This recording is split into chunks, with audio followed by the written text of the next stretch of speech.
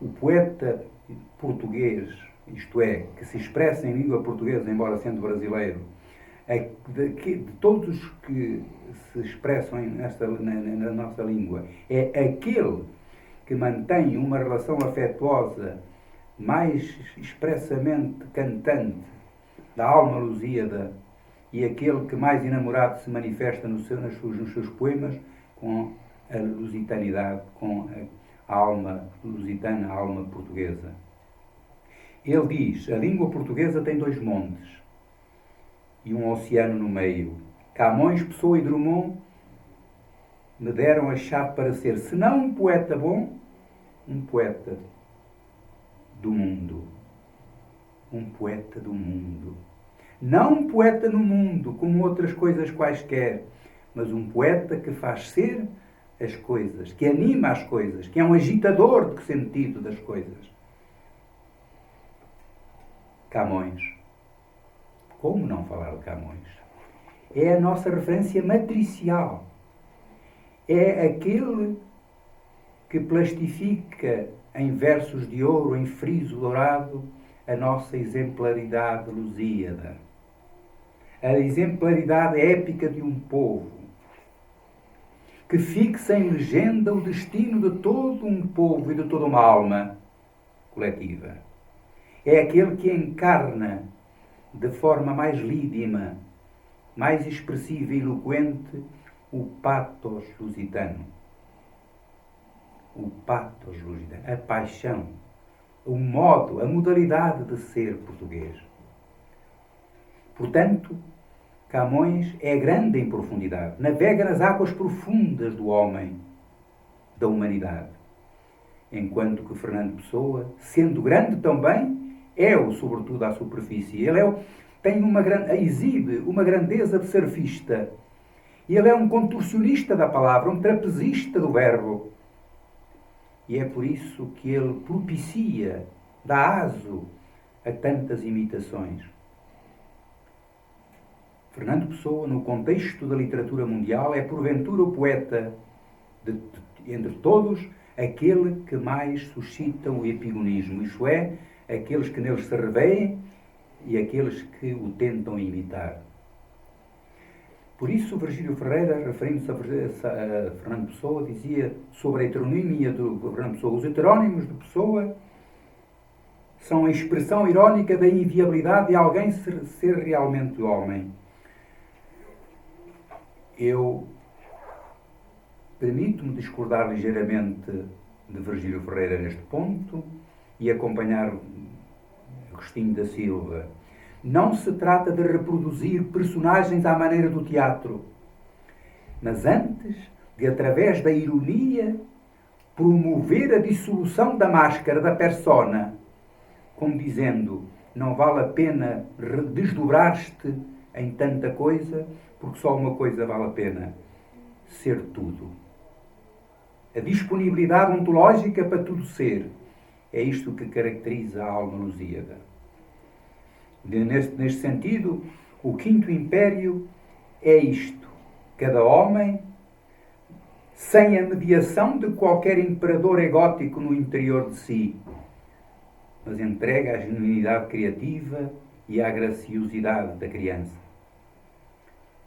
Carlos Drummond de Andrade.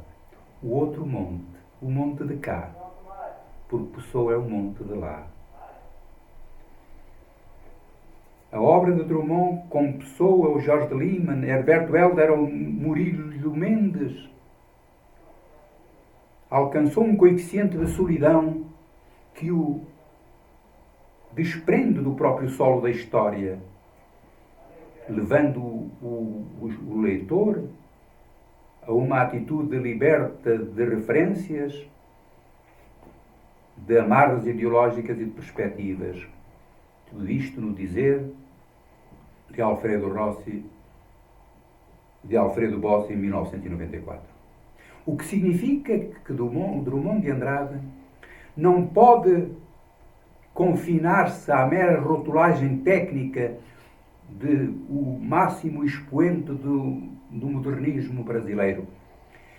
Essa perspectiva é uma perspectiva manifestamente redutora e constrangedora, porque Drummond se eleva ao nível do paradigma da alma transbordante de paixão e contradição, de afetividade e contradição, típica do povo brasileiro. José Santiago Novo, nascido a 24 de julho de 1930, Prémio Nacional de Poesia em 1965, foi diretor de estudos brasileiros, mas que ele gostava de chamar luso-brasileiros, em La Paz, Rosário, Panamá, México, e que publicou mais de 20 livros. José Santiago Novo, também ele, tal como Nassar, ultrapassa o mero constrangimento genético, porque ele, tendo nascido no Rio Grande do Sul e sendo de origem francesa, como o seu próprio nome denuncia, se eleva a um nível arquetípico da verdadeira alma lusitana forjada pela língua portuguesa. Isto é, a afetuosidade, a amorosidade veiculada pela língua portuguesa foi nele maior escultor do que a própria ação genética. No dizer de António Quadros, ele não manufatura, ele ideofatura. Ele é um agitador alquímico das palavras, muito mais do que um mecânico da mera arrumação delas.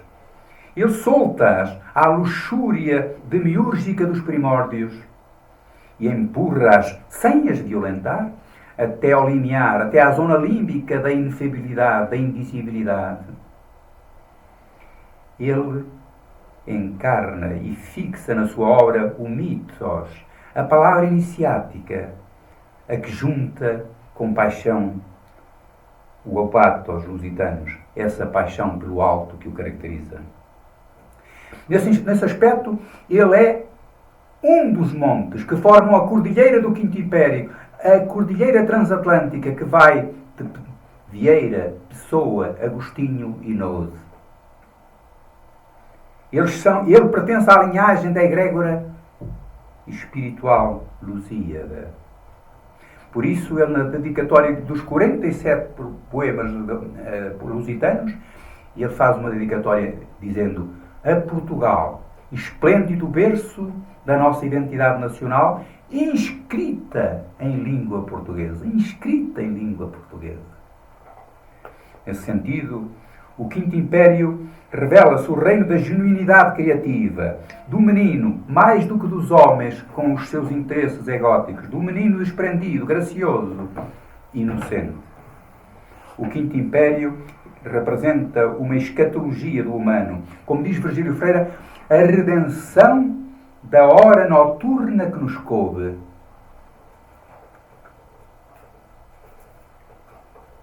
Meus amigos,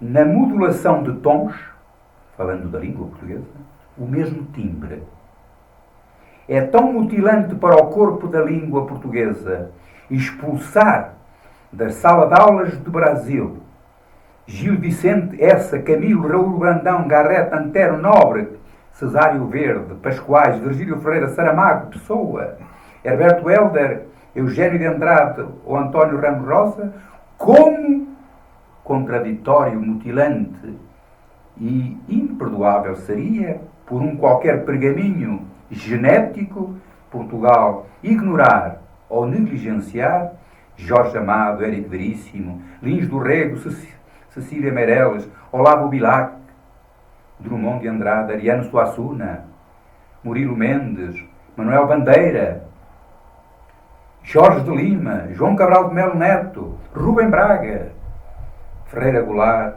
ou José Santiago. Não se queira separar por decreto o que Camões uniu pela alma. São vários os instrumentistas na mesma orquestra. Vários instrumentistas da mesma anima sinfonialis, no dizer de Santo Agostinho. E para terminar, eu gostava de afirmar algo que me parece óbvio, mas muitas vezes escondido. no contexto da história da colonização mundial, do colonialismo mundial, Portugal desfruta de uma vantagem inestimável. Ele não gera equívocos. É pequeno demais para incomodar e ameaçar. A sua grandeza não resulta do saque, mas resulta do dar-se. Quanto mais dou, mais grande sou. E por fim, esta nota muito importante. A partir do século XVII, deu-se um fenómeno estranho na língua portuguesa. No português de Portugal, as vogais começaram a desaparecer. Isto é, o povo desatou a deixar de pronunciar as vogais. E com isso se empreendeu um fenómeno que pode ser conhecido como a consonantização da língua portuguesa ou a desvocalização da língua portuguesa. Mas o que é curioso é que, neste entretanto, o Brasil se manteve fiel à tonalidade da língua portuguesa e manteve a vocalidade da língua portuguesa.